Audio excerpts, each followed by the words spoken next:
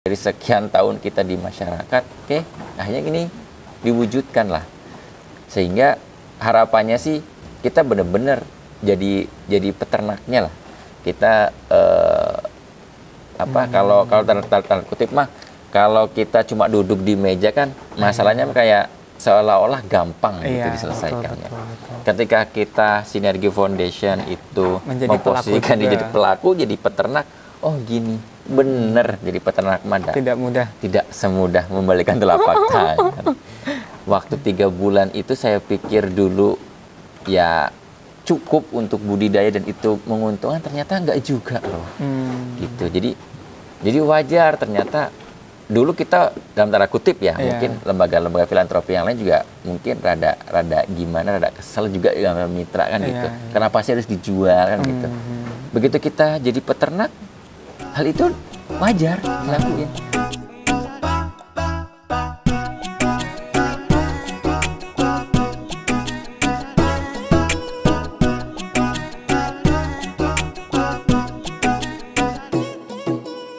Assalamualaikum warahmatullahi wabarakatuh. Teman-teman, hari ini kita sedang berada di Wakaf Integrated Farm, sebuah peternakan yang mengintegrasikan antara peternakan dan pertanian sehingga semuanya bisa termanfaatkan. Nah, kita akan belajar lebih lanjut bagaimana itu Wakaf Integrated Farm. Hari ini kita sudah bersama dengan Kang Disto dari Sinergi Foundation. Ya, Kang Disto, di awal ingin kenalan dulu lebih lanjut dengan Kang Disto nih. Boleh Kang diceritakan dari Kang Disto kecil di mana, mungkin kemudian melanjutkan aktivitas kuliah di mana, terus ya aktivitasnya seperti apa, bagaimana? Monggo Kang. Oke. Kalau saya dulu lahirnya di Lampung. Oh, orang Lampung. Orang Lampung, orang seberang saya, alhamdulillah. Dan di sini merantau lah. Dulu saya sempat kuliah di Unpad. Ngambilnya pertanian. Kebetulan. Pertanian, qadarullahnya sekarang ngurusnya peternakan. Nyambung tapi masih Kang? Nyambung dikit lah. Nyambung dikit. nggak semuanya, cuma kayaknya jauh lebih ininya ke pakannya sebenarnya, karena backgroundnya pertanian ya. Betul. Tapi ya sambil jalan sambil ngeliat juga kayaknya menarik juga dipelajari. Dan sekarang juga alhamdulillah juga masih kuliah. Masih kuliah, tapi ngambilnya di keuangan syariah. Wah, luar biasa. Di ITB Ahmad Dahlan Jakarta. Nah, sekarang aktivitasnya di Sinergi Foundation, satu ngurusin ini peternakan, Wakaf Integrated Farm. Yang kedua ngurusin di hilirisasi wakafnya yang ada di Lembang kemarin, mungkin kan Faras sudah silaturahmi ke sana ya. Salah satu produknya itu di sana kan ada namanya sate jenderal. Nah, sate jenderal itu hulunya dari sini. Menarik Kang, siap. Nah, tadi diceritakan ini adalah Wakaf Integrated Farm dan dikelola secara lembaga oleh Sinergi Foundation. Nah, mungkin boleh diceritakan lebih lanjut Kang tentang Sinergi Foundation. Sinergi Foundation itu salah satu ya dari sekian banyak lembaga zakat, infak dan wakaf. Jadi lembaga ziswaf lah, lembaga filantropi Islam yang di Sinergi Foundation itu lebih ke ranahnya sekarang lebih fokusnya ke wakaf. Itu walaupun tidak meninggalkan zakat dan infaknya. Dana-dana yang kita kumpulkan dari masyarakat yang itu kita kelola menjadi produk-produk program. Salah satu programnya adalah program pemberdayaan gitu. Jadi dana-dana sosial mulai dari zakat, infak dan wakafnya itu dikelola. Salah satu programnya ini gitu. Jadi ada namanya domba ini domba-dombanya wakaf. Bentuknya wakaf. Jadi ada donatur yang bisa wakafnya bentuk uang, yang nantinya bisa jadi domba, atau wakafnya langsung bentuknya domba. Atau Kang, saya mau wakaf tapi bentuknya langsung domba ya. Nah, nanti di sini kita kelola. Yang menariknya hasilnya dari sini nanti itu kembali lagi untuk program sosial di SF. Nah, jadi di sini itu kalau di SF kan salah satunya peternakan. Ada namanya rumah bersalin cuma-cuma. Nah, salah satu nanti nilai manfaatnya juga nanti ke sana hasilnya, ke rumah bersalin cuma-cuma. Kemudian ada namanya Kutab Al-Fatih programnya. Itu pendidikan gratis, ini juga larinya ke sana. Ada Firdaus Memorial Park. Nah, untuk pemakaman. Ada yang posisinya programnya charity harian, Sinergi Pelayanan Masyarakat. Itu posisi masih ada di Bandung. dan itu daily kita ke sana. Dan jadi proses wakafnya ketika menghasilkan itu nanti kita distribusikan ke mauquf alaih namanya. Mauquf alaihnya mana? Salah satunya di rumah bersalin cuma-cuma. Jadi mitra-mitra kita yang kurang mampu di sana kan lahirannya gratis. Nah, salah satu pendanaannya juga bisa dari wakaf integrated farm hasilnya. Itu bisa dari SPM dan untuk yang lainnya. Itu jadi Sinergi Foundation fokus mengelolanya Ziswaf programnya. Oke, dan tadi salah satu penajamannya adalah di wakaf. Wakaf. Nah, ini menarik banget sebetulnya Kang berbicara tentang wakaf. Nah, cuman sebelum lebih lanjut kita bahas tentang wakaf, Kang. Tadi tempat ini namanya Wakaf Integrated Farm, ya. Nah, kenapa sih Kang dinamakan Wakaf Integrated Farm? Apa yang membedakan dengan peternakan-peternakan yang ada lainnya? Oke, menarik nih pertanyaannya. Jadi Wakaf Integrated Farm itu perpaduan antara pengelolaan pertanian dan peternakan dikolaborasikan, tapi pakai dananya wakaf. Nah, yang bedanya dengan yang lain mungkin dananya salah satunya gitu. Yang kedua yang kita kolaborasikan di integrasinya ini, sehingga yang nanti ada beberapa hal yang akan keluar. Kalau posisinya wakaf itu nanti hasilnya itu bukan untuk pengelola saja. Bukan untuk pengelola saja hasilnya. Tapi untuk mauquf alaih namanya. Nah, jadi wakaf integrated farm itu di sini ada beberapa, satu lahannya ini wakaf. Lahannya wakafannya di sini wakafnya wakaf sementara. Nah, salah satu yang di Sinergi Foundation itu ada namanya wakaf sementara. Wakaf sementara itu dia nggak permanen nih, bisa bahasanya bisa diambil lagi lah gitu. Nah, ada jangka waktunya. Satu di lahannya, yang kedua ada wakafnya produktif. Wakaf produktifnya mana? Ini satu domba, kandangnya dan dombanya. Ini wakaf produktifnya. Nah, ada juga yang menarik, ada wakaf khusus untuk pakannya. Rumput odotnya. Jadi rumput di sini di lahan ini totalnya ada 3 hektar. Di sini ada rumput odot, ada rumput indigo vera, ada rumput gajah, ada rumput pakcong. Ada 4 jenis rumput di sini. Yang itu semuanya dari wakaf. Gitu. Jadi dan ada dari program yang lain. Contoh di Sinergi Foundation itu ada namanya Green Kurban. Nah, greennya itu bentuknya tanaman. Salah satu tanamannya itu bisa dalam bentuknya pakan yang bisa ditanam di sini. Gitu. Jadi sustainable.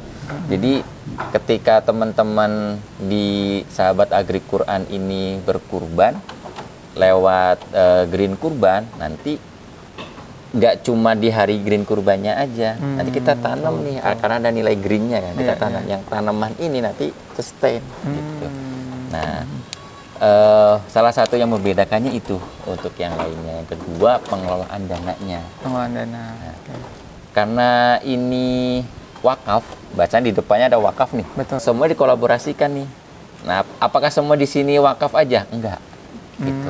Untuk sementara di sini posisinya ada pakai dana wakaf, ada pakai dana infak. Gitu. Dana wakafnya yang mana? Dana wakafnya ini untuk breedingnya. Untuk breeding, budidaya ya? Untuk budidayanya dan untuk pengemukan. Kemudian untuk operasionalnya kayak ada kalau misalkan untuk gaji pegawainya, nah itu masih pakai dana infak. Sementara pakai dana infak. Nah, ini kalau misalnya sudah menghasilkan nanti bentuknya bibit-bibit unggul. Nah, kalau sekarang kan masih F1, masih silangan pertama. Nah, bibit-bibit unggul ini nanti kita coba perbanyak di mitra. Nah, di mitra ini kita cari mitra-mitra yang posisinya mustahik. Mustahik itu penerima zakat lah bahasanya. Jadi kalau penerima zakat kan khusus tuh. Di 8 golongan saja. Salah satunya adalah fakir dan miskin. Nah, mitra yang fakir dan miskin itu kita pakai dana zakat. Tapi bentuk dombanya itu disuplai dari sini. Kita sediakan yang unggul-unggul sehingga mereka tanda kutip mah kelihatan hasilnya gitu kan. Kadang kalau di peternak mungkin sahabat-sahabat Agri Quran kan pernah tahu ya, namanya di peternak kita maro gitu-gitunya, maro di peternak. Nah, kadang posisinya kan ya mungkin untung mungkin enggak. Nah, kita ikhtiarkan gimana cara peluang untungnya jauh lebih besar gitu. Nah, jadi domba-domba dari sana, dan itu nanti bentuknya bentuk zakat. Jadi ada kolaborasi nih, ada wakafnya, ada infaknya, ada zakatnya. Gitu. Oke, kita coba urai Kang. Ini menarik nih. Tadi banyak ya? Banyak, luar biasa. Ternyata instrumen keuangan umat itu banyak sebanyak itu. Nah, tadi untuk kandang ini sendiri, untuk lahan itu wakaf sementara. Wakaf sementara. Kalau di sini berapa tahun kalau boleh tahu Kang? Nah, wakaf sementaranya ini 10 tahun. 10 tahun pemakaian. Wakifnya itu Abah Tariyat. Abah Tariyat. Alhamdulillah. Mudah-mudahan berkah lah. Amin ya Rabbal Alamin. Oke, 10 tahun kemudian. Dan terkait dengan wakaf sementara ini, yang saya tahu fleksibel betul ya, Kang? Bisa diteruskan. Bisa diteruskan. Kondisional ya kondisional berarti. Aja. Oke. Kemudian untuk kandangnya dari wakaf produktif. Wakaf produktif. Wakaf produktif. Bisa, jadi bahasanya mah kalau wakaf kan harus produktif ya. Betul, betul, kan, betul. Kan nanti teman-teman sahabat Agri Quran bingung nih, wakaf memang harus produktif. Jadi wakafnya wakaf melalui uang dalam dan bentuk uang. Gitu, ya, oke, wakaf gitu. uang. Nah, kebanyakan di sini dulu wakafnya wakaf uang. Oke. Gitu, wakaf uang, bukan melalui uang ya. Kalau yang melalui uang nih. Jadi beda ya, wakaf uang sama wakaf melalui uang. Nah, gimana tuh perbedaannya? Nah, bedanya tuh sebenarnya di produknya. Kalau wakaf uang man posisinya ya udah, bentuknya nanti apa terserah. Bentuknya apa diserahkan kepada pengelola ke wakaf. nazir ya? Pengelola wakafnya. Okay. Kalau wakaf melalui uang, posisinya saya mau wakafnya domba, tapi sudah jelas, sudah jelas produk di akhirnya. Produknya. Saya mau wakafnya domba. Nah, dia keluarnya adalah uang. Nah, ini tapi kan ada bentuknya domba gitu. Nah, kan kalau kita mah kan ada wakaf melalui uangnya bentuknya masjid nih. Gitu. Saya mau wakaf tapi keluarnya uang. Nanti harus jadi bentuknya masjid. Bedanya itu. Gitu. Kalau nah di sini kebanyakannya tuh wakaf uang. Jadi banyaknya wakaf uang. Kita lebih fleksibel. Betul, gitu. betul. Ada yang beberapa wakaf melalui uang, kayak domba-domba ini wakaf melalui uang. Gitu. Di awal disampaikan kepada muwakif ya berarti. Pada yang mau wakaf bahwasanya ada peternakan domba yang mau ikut wakaf silahkan. Gitu. Oke, dan kemudian tadi untuk tenaga kerja menggunakan dana infak. Oke, menarik sekali. Nah, ini sudah berjalan 3 tahun. 3 tahun ya, Kang. Ya, waktu yang tidak sebentar, dan biasanya aktivitas pemberdayaan sosial itu ada di dinamika masyarakat. Ya, benar banget. Nah, boleh diceritakan Kang pengalaman bagaimana menghadapi dinamika masyarakat dan bagaimana kemudian agar masyarakat justru ikut serta dan mendukung program di sini, Kang. Nah, jadi menariknya kandang ini lahir itu nggak serta-merta kita lahir gitu. Berawal dari bahasanya mah kalau di Sinergi Foundation ada namanya pesan langit lah. Pesan langit apa tuh, Kang? Pesan langit itu kayak ada mustahik yang dikirim sama Allah ke Sinergi Foundation yang itu membawa pesan tersendiri. Contoh, dulu kalau lahirnya RBC itu ada rumah bersalin cuma-cuma, salah satu program di Sinergi Foundation. Ada mustahik hamil tua, lagi cari suaminya ke Bandung waktu itu, dan keburu lahiran di Bandung. Itu lahirnya di musola. Yang posisinya waktu itu kita belum ada tenaga kesehatan, kan kebayang ya riwehnya. Ke kantor itu posisinya minta tolong karena lagi nyari suaminya, lahiran ternyata. Qadarullahnya di situ ada anak mau magang tapi dari keperawatan. Langsunglah praktek di situ kan. Mau magang di rumah belum ada rumah bersalin cuma-cuma, belum ada. Belum ada. Nah, dari situ lahirlah namanya rumah bersalin cuma-cuma. Pesan langitnya itu, ternyata mungkin banyak nih orang kayak gini. Seperti itu. Gitu. Nah, di Wakaf Integrated Farm juga lahirnya nggak jauh beda. Kita awalnya lahir dari karena kita lembaga zakat ya. Lembaga zakat ada orang yang banyak nitipin event waktu kurban itu banyak nitipin ke kita. Minta dong disalurin. Nitip untuk disalurkan. Untuk disalurkan. Nah, karena berjalan tahun, ketika posisinya langsung beli kan nggak bagus tuh. Ya udah kita bikin program aja pemberdayaan. Nah, berawal dari situ. Ketika masuk ke pemberdayaan di masyarakat, ternyata challenge-nya banyak gitu. Jadi yang awalnya kita pikir itu menguntungkan ternyata nggak juga loh gitu. Contoh di peternak ketika mau kurban kan tiap tahun kan bentar lagi mau kurban nih. tiap tahun kan biasanya kurbannya ada terus kan, yang namanya kurban selalu ada. Nah, kita titip nih ke peternak, biasanya 4 bulan atau 5 bulan sebelumnya. Kita cari mitranya, kemudian kita titipkan dombanya, kemudian dibesarkanlah sama mereka. Ketika event kurban datang, kita udah langsung tawarkan ke orang-orang yang mau kurban, yang mau nitipin ke Sinergi Foundation, ini loh dombanya ada di mitra kita, sudah besarnya kayak gini, mau yang tipe apa. Nah, setelah tidak langsung udah masuk ke pemberdayaan. Nah, cuman posisi yang modelnya ke mitra itu mentok di kurban aja. Kurban waktu cuma singkat, 6 bulan paling lama, 5 bulan, lebih seringnya kan 5 bulan. Tapi kan hidup nggak cuma 5 bulan ya, setahun full, 12 bulan. Maka satu dari situ, kayaknya harus ada nih penghidupan selain di 5 bulan ini, gitu. Nah, kita cobalah ikhtiar dengan bahasanya keluar program namanya Green Akikah. Akikah kan harian tuh. Betul. Nah, tapi nggak begitu signifikan tuh di Akikah, karena kan nilai bahasanya kan harga hewan kurban itu akan jauh lebih mahal daripada waktu akikah. Kan beda banget tuh. Nah, nggak naik tuh signifikansi ke ekonomi mitra.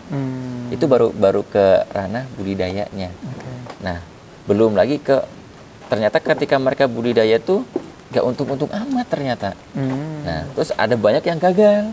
Mitra itu ketika kita taruh di mitra, tiba-tiba ada tingkat kematiannya sekian lah. Terus ada bahasan dalam kutip ya, mitra kita karena kepepet ya di kehidupannya, sehingga yang dana yang kita titipkan bentuknya domba dijual, dipakai dulu. Nah, yang kayak gitu kan jadi ini sesuatu nih. Nah, kita harus memecahkan solusi ini. Salah satunya yang tadi, kematiannya tinggi banget. Yang keduanya harus bisa sustain, tiap harinya harus ada. Yang ketiganya, harganya ini harus satu harus keukur, dan mereka gimana caranya bisa untung nih. Betul. Nah, berawal dari situ, dari sekian tahun kita di masyarakat, akhirnya ini diwujudkan lah.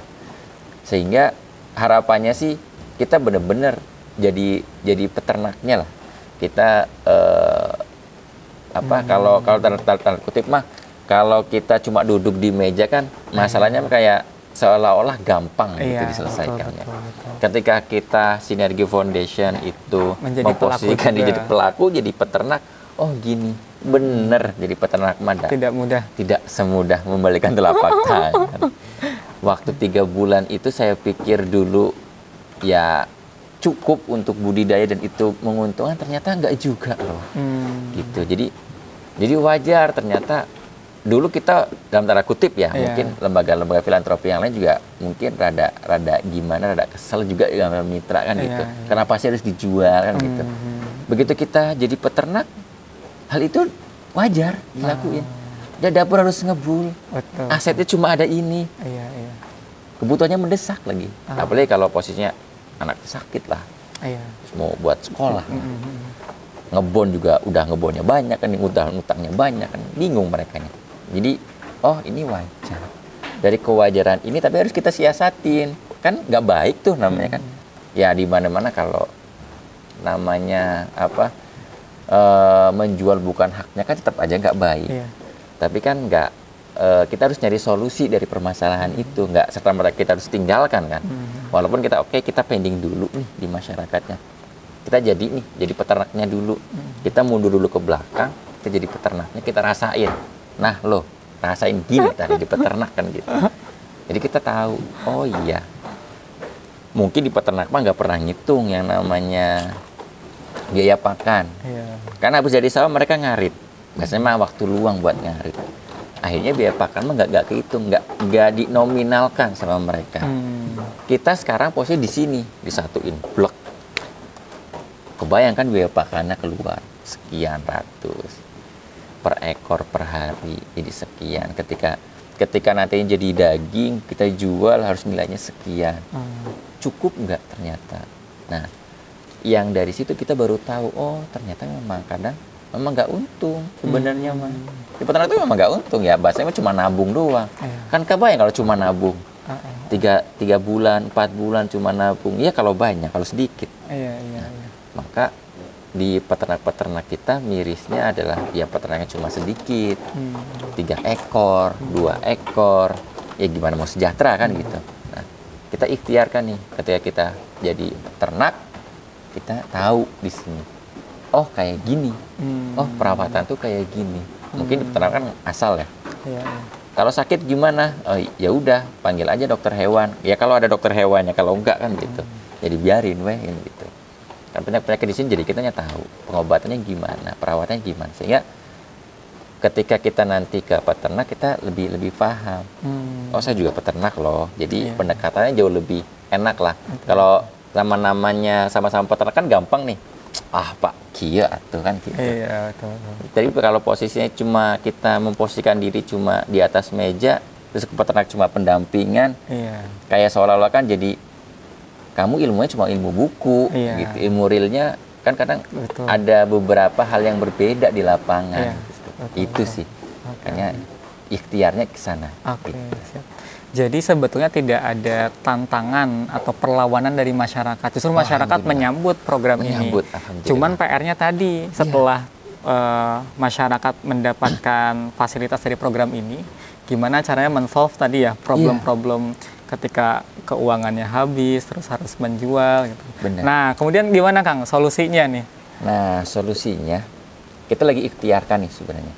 Jadi karena kita terintegrasi nggak cuma pertanian dan peternakannya saja, kita harus mengintegrasinya dari hulu ke hilirnya, mulai dari produksinya, supply chain-nya, sampai ke hilirnya, agar posisinya peternak itu tenang lah, nggak ngurusin benihnya dari mana, nggak ngurusin jualannya kemana. Tapi bukan berarti kita memeras mereka untuk jadi bahan produksi ya. Jadi gimana caranya? Karena kan kita tahu nih pendidikan mereka kan terbatas ya. Yang kita naikkan adalah gimana dengan keterbatasan itu mereka bisa mampu lebih survive. Nah makanya kita ikhtiarkan dari hulu ke hilirnya. Jadi nanti mitra ini dia nggak akan bingung lagi nyari bibitnya dari mana. Kita hasilkan dari sini. Kandang-kandang ini mengikhtiarkan untuk membuat bibit-bibit unggul. Basisnya lokal. Jadi lokalnya ini yang sudah ada di Indonesia lama ya gitu. Kayak ini ada domba Merino, ada domba Garut. Garut ini lokal Jawa Barat. Ada domba-domba Priangan. Dan domba-domba Merino ini posisinya memang dulunya impor kan. Gitu. Tapi udah lama nih di Indonesia. Jadi kita coba silangkan.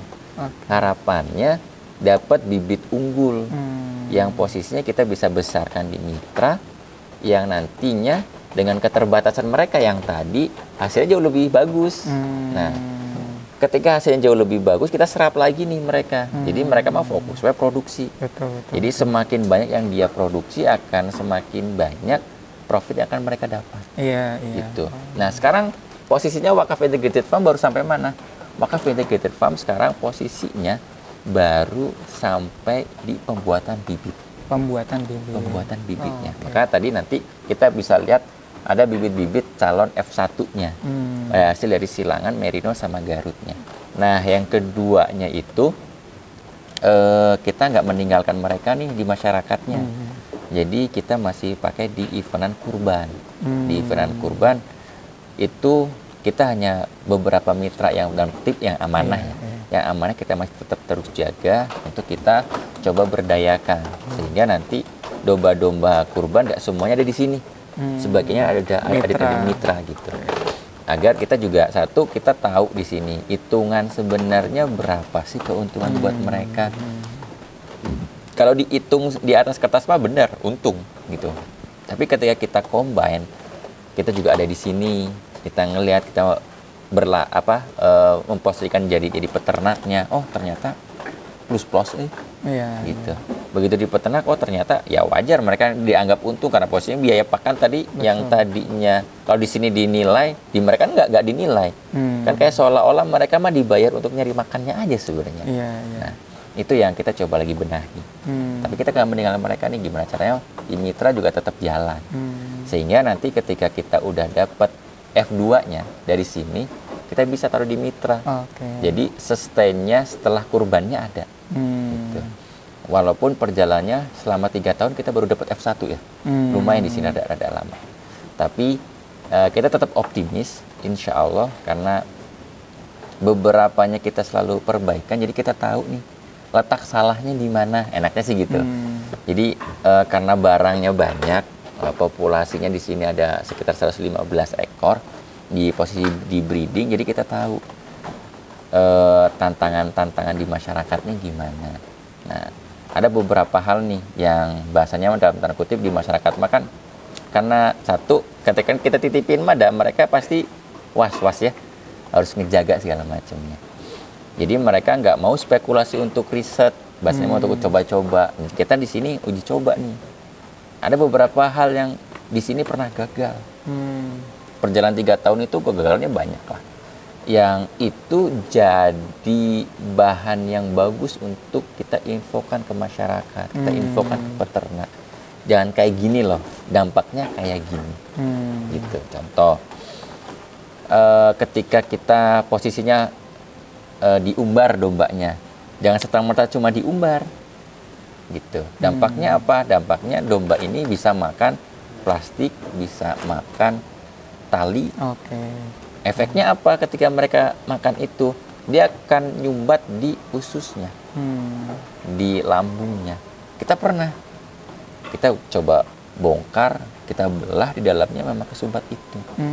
Dan saya pikir ya pengalaman itu ya mungkin bagi warga ya nggak mati di saya ini kan gitu, tapi kan merugikan ke yang lain kalau semuanya posisi udah dijual kan gitu. Nah, satu itu salah satunya.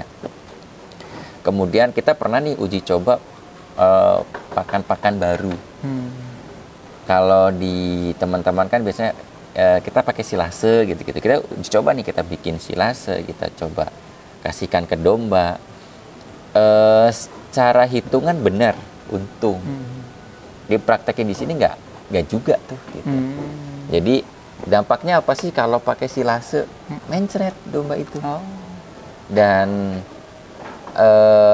memang harus posisinya dikondisikan di formula pakannya. Jangan ngasih pakannya malam kalau pergi pakai silase. Dia mencretnya lumayan lama soalnya. Efek mencret itu nanti bobot dombanya turun. Dan di sini mungkin kalau di peternak-peternak jarang lah, kalau di mitra-mitra lokal di petani itu jarang pakainya silase. Lebih baik ngarit. Nah, ngarit juga posisinya harus disiasatin, apalagi kalau lagi musim hujan. Efeknya kalau musim hujan ngarit terus hasil aritannya langsung dikasih makan, nanti dombanya cepat kembung. Efek kembung itu bisa mati soalnya domba. Resikonya itu. Nah, maka kalau di sini kita siasatin aritan hari ini itu untuk makannya besok. Kita endepin semalam. Bahasanya mah kita rada dijemur kering angin lah, biar posisinya kering, nggak terlalu basah, karena efeknya itu di dombanya dia akan kembung, bahasa di masyarakatnya kembung ya. Nah, kita pernah ngelakuin itu. Kemudian bahasanya mah rumput-rumput muda, ya kan enaknya kalau nggak pakai rumput muda kan cepet. Itu juga sama efeknya, sehingga kita nyiasatinnya ngarit hari ini itu buat besok. Terus jadi sehingga tiap hari itu ada stok pakan. Gitu. Nah, di sini stok pakannya beberapanya di sini, beberapanya ada di sana, masih di lahan belum ditarik. Nah, modelnya gitu. Kemudian kita uji coba nih. Kalau pakan itu kan kita harus ngitung ya sebenarnya. Berapa biaya pakan atau biaya yang kita keluarkan dan berapa hasilnya, kan gitu. Kita ngasih sekian pakan, bobotnya berapa nih keluarnya, kemudian kita jual berapa nih nilai ekonominya, kan gitu. Fitrama kan nggak pernah ngitung pakan ya, jadi kayak soalnya itu jadinya untung, padahal kan nggak juga. Nah, kita coba rubah lah gimana caranya sama-sama menguntungkan, gitu. Tapi kita secara nggak langsung masih fokus di hulunya yang kita produksi dulu nih, produksi bahan bakunya biar masyarakat udah langsung bisa sustain lah, gitu. Karena kita harus siapin bibit dan siapkan pasar. Nah, kita coba siapkan dua-duanya, sambil kita juga menyiapkan pendanaan di belakangnya. Jadi kan mitra itu di Mustahik ini bahasanya gimana caranya mereka sudah terbatas, jangan dikasih beban pikiran yang lain nih. Tapi kita kasih input yang mereka bisa lakuin. Ya, dengan kondisi keterbatasan mereka. Mereka biasanya ternak, dengan ternak cuma segitu-gitu aja, ya udah. Kita siapkan bibitnya, kita siapkan pasarnya, kita siapkan modalnya. Jadi bibitnya dalam tanda kutip, modalnya sudah ada. Kita siapkan nih dari situ bibitnya sudah berkualitas. Kemudian kita siapkan pasarnya. Jadi mereka mah tinggal pengemukan atau mereka tinggal breeding, hasilnya dikitain. Nah, jadi mereka udah nggak repot. Nah, kita bangun hulunya dan bangun hilirnya. Hilirisasinya ini salah satu yang kita lagi ikhtiarkan adalah produk-produk dagingnya. Gitu. Jadi kita coba nih, kalau yang tadinya kan kita silangin Merino sama Garut. Nah, untuk dagingnya kita coba juga dengan domba-domba lokal, karena kan biasanya kalau barang lokal itu bisa lebih adaptif dengan lingkungan masing-masing. Kalau kita nanti pemberdayaannya seluruh Indonesia, nggak bisa nih kita posisinya ngedatangin terus dari luar kan gitu, atau dari Jawa Barat terus ke wilayah-wilayah yang lain, dan itu juga beresiko untuk penyebaran penyakit sebenarnya. Nah, maka salah satu ikhtiarnya adalah kita uji coba dengan domba-domba lokal. Nah, domba-domba lokal ini sebenarnya domba-domba priangan. Yang itu kita potong, kita jadiin sate. Sate dan gulai yang kita coba pasarkan di Rumah Jenderal. Nah, kita juga nama satenya Sate Jenderal. Itu hasil dari dagingnya. Yang keduanya, kalau dari awalnya produk-produknya itu satu ada pupuk organik, tapi nggak kita jual. Oh, tidak dijual. Untuk di sini juga? Untuk di sini. Kita masih fokus untuk perbaikan lahan kita, agar kalau di sini itu produksi lahan per 1 meter perseginya itu baru di sekitar 2 kilo, baru sekitar 2 kilo per meter persegi, dan masih karena beberapa juga masih kurang, nah 1,5 sampai 2. Kita ikhtiarkannya itu per 1 meter persegi itu untuk 5 kilo per sekali panen 45 hari. Jadi produk dari pupuk organiknya yang ini yang lagi kita coba kelola itu ke lahan kita. Gitu. Seperti itu. Yang keduanya, pupuk organiknya ada 2, ada yang padat, ada yang cair. Dua-duanya masih ke lahan kita, masih belum kita jual lah. Yang keduanya itu bulu domba. Bulu domba untuk sementara ini kita masih dibikin untuk pupuk. Bulu domba jadi pupuk. Masih kita prosesnya jadi pupuk. Jadi tapi masih ke lahan kita ya. Tadinya kita lagi coba ikhtiarkan, terutama bulu-bulu merino ini kan halus. Nah, kita mau uji coba untuk bisa jadi bantal, tapi bukan jadi wallnya ya. Jadi kita pengganti kapasnya. Gitu.